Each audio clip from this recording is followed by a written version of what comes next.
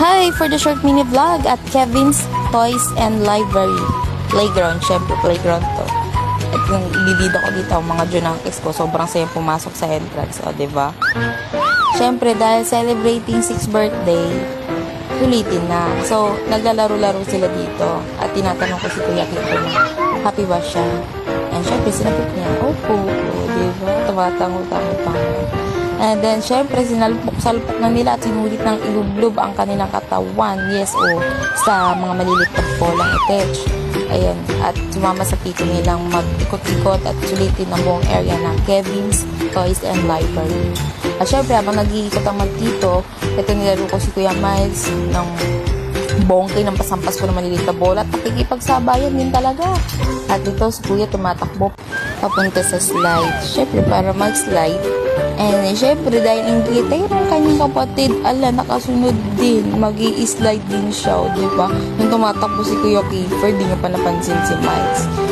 Tapos, ayan, kasama na pala si Kuya Miles sa likod. Kala mo talaga. At syempre, nilibot talaga nila yung buong area ng Kevin's Toys and Library. Ang hirap niya talagang bigkasin pa.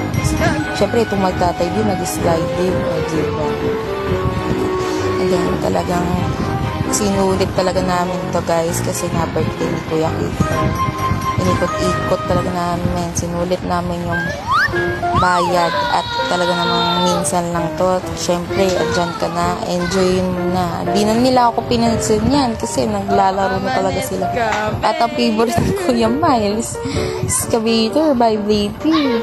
Ito naman si King Kong at saka sino ba to? Mga sa Avengers na hawak niya. Siyempre, ito tamang sente yung asawa ko kasama ang bunso kasi hindi pa makapag-enjoy talaga. At ito ang pinaka-the best favorite ng dalawang magkuya. Si Blippi kasi lagi nila pinapanood. Laging may bidang truck. Ayan, pinaka-tanda ni Miles. Diyan Kuya Keith. Sa Blippi, yung mga truck na yan. Talagang akala mo engineer sila o may check para pang foreman. And then, itong tatay din, syempre, di papatalo. Nag-lialiw din. Inaliw din yung sarili. Na-boring yarn, magbantay. Si Kuya Kiefer, di ko talaga nakaligtaan tanongin kung happy pa siya. Sa video pa lang, halata naman. Kung ano pa tinuturo. Nagbabardagulan kami yan kasi nag-uusap kami yan tapos biglang nagbabato ng bolang tito habang nag-video.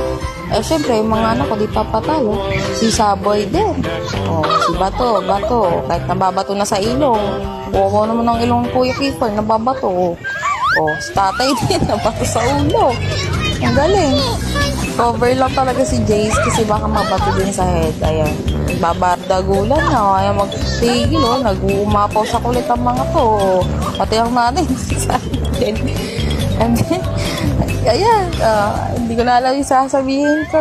Tinry namin packet din si Kuya May sa may ganito. Nagtawag dito kasi hindi ko naman alam. Basta, ayan tatay, malakas sa trip. Pinapacket dito sa may pangalawa na tapos bigla yung bibitawan. Ayan ayan. Biglang mahuhulog si Miles dyan. Ang galing na tatay, diba? Hindi naman sobrang malalim pala pag kaya okay lang. Si Kuya Kiefer, dahil nga hindi malalim, takot sa heights yan, pero yabang kasi nga hindi naman malalim babagsakan. Ang tatay, nag-enjoy, hawak pang isda. Siyempre, demo din si Kuya. Hala, sige, Saboy. Hala, sige, tapon, laro. Sige, hanggang mapagod. Kahit ang lamig sa mall, pawis sa mga likod. Sige, bato yung tatay nyo. Support ko kayo dyan, bato nyo. Tagunin nyo yung tatay nyo, gumanti kayo, diba? Pagpasal kayo, napapala mga puwet nyo, bato yun nyo. Gusto yung tatay sa kapatalo, si bato din. Dalawa talaga sila sabay binabato yung tatay nila. Ang hyper ni Kuya Miles, enjoy na enjoy, Tatay, di nagpapatalo, bato din siya. Then, habang nag-iikot ako, bumalik na naman tong dalawang to dito sa pinaka-favorite place nila sa slide. Yan, si Kuya Miles.